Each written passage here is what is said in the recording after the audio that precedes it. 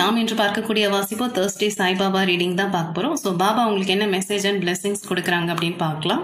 அதே போல் இன்றைக்கு வந்திருக்க அட்டை வந்து 3 அட்டைகள் தான் வந்திருந்தது. ஓகேவா?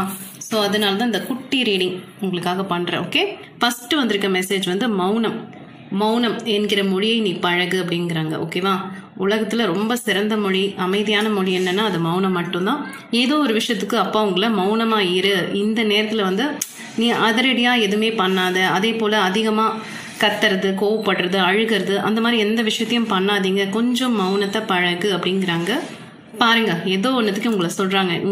உங்கள் மூட் ஸ்விங் எங்கேயாவது மிஸ் ஆகுதான்னு பாருங்க. அதே போல் ஏதாவது உங்களை கோபப்படுத்தக்கூடிய விஷயங்கள் இருக்கலாம் உங்கள் வாழ்க்கையில், இப்போது நடந்துட்டு இருக்கலாம். ஸோ அப்பா சொல்கிற விஷயம், அமைதியாக இருங்க, மௌனமாக இருங்க. மௌனம் என்கிற அமைதியான மொழியை கற்கவும், அது 1000 சொற்களை காட்டிலும் வலிமையானது. எஸ், அந்த வலிமையான மொழியை வந்து நீங்கள் கற்றுக்கோங்க அப்படிங்கிறாங்க. ஓகேவா? ஸோ நெக்ஸ்ட் கார்டு என்னன்னு பார்க்கலாம். வா, சூப்பர். வரம், ஏராளம் என்கிற வரம் படைத்த அன்பளிப்புதனை நீ விரைவில் பெறப்போகிறாய். ஏதோ ஒரு விஷயம், வரம்ங்கிறது ஒரு ஆசையா இருக்கலாம், கனவா இருக்கலாம், லட்சியமா இருக்கலாம். ஓகேவா? உங்களுக்கு நீங்க இப்ப பாத்துட்டு இருக்கீங்கன்னா உங்களுக்கு இது வந்து ஒரு வரம்பா, என் வாழ்க்கையில இதெல்லாம் கிடைக்கிறது ஒரு வரம் அப்படின்னு நீங்க நினைச்சிட்டு இருப்பீங்கல்ல, அது உங்க கைக்கு வரப்போகுது அப்படிங்கிறது தான் அப்பா கொடுக்குற மெசேஜ். ஓகேவா? ஸோ பாருங்க, இதுல வந்து செடிக்கு தண்ணி ஊத்திட்டு இருப்பாரு. உங்களோட கனவு செடி. எஸ், கனவுங்கிறது நம்ம ஒரு செடி எப்படி வாங்கி வீட்டில் வச்சு ஆசையாக வளர்ப்போம், அது நம்ம பராமரிக்கிறத பொறுத்து தான் அதில் பூ பூக்கிறது, காய் காய்க்கிறதுங்கிறது வரும். ஓகேவா? ஸோ அது போல் நீங்கள் உங்களோட கனவுகளை நீங்கள் பராமரிச்சுட்டு வரீங்க. அதற்கான வரம், எஸ், வரம் ஏராளமாக கிடைக்க போகுது. ஓகேவா? உங்களுக்கு ஒரு வரத்தை அப்பா பரிசாக கொடுக்க போகிறாரு. அது என்னவா வேணா இருக்கலாம், வேலையாக இருக்கலாம், இல்லை திருமணமா இருக்கலாம், குழந்தை பாக்கியமா இருக்கலாம், வீடா இருக்கலாம். நீங்க எதை ஆசைப்பட்டு அப்பா கிட்ட கேட்குறீங்களோ தெரியல. ஸோ அது கண்டிப்பா உங்களுக்கு அப்பா கொடுப்பேன் அப்படின்றாங்க. முடிஞ்ச வரைக்கும் சாய்பாபாவோட நாமம் சொல்லுங்க, பிரார்த்தனை பண்ணுங்க. 3வது அட்டை நம்ம பார்க்க போறோம். மாற்றம்.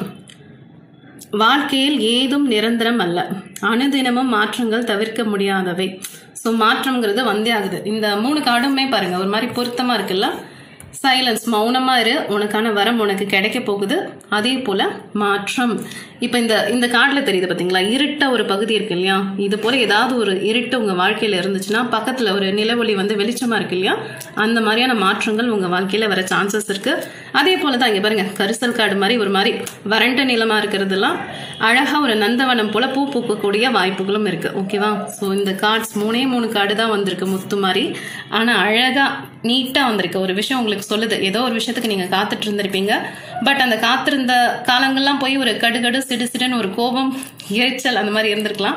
அதனாலதான் அப்பா சொல்றாங்க, சைலண்டா இரு, பொறுமையா இரு, உனக்கான விஷயம் நடந்துட்டு இருக்கு அப்படின்றாங்க. ஸோ அதே போல உங்களுக்கான வரம் கிடைக்குது. உங்களுக்கான மாற்றம் வந்து விரைவில் கூட வரக்கூடும். ஓகேவா?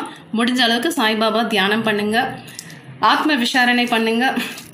எஸ், தியானம், ஜெபம், இதெல்லாம் நீங்க எவ்வளவு பண்றீங்களோ, மனசு எவ்வளவு அமைதி நிலைக்கு வச்சுக்கிறீங்களோ, உங்களுக்கான நல்ல விஷயங்கள் உங்களை நாடி தேடி ஓடி வரும். ஓகேவா? All the best. பாய்.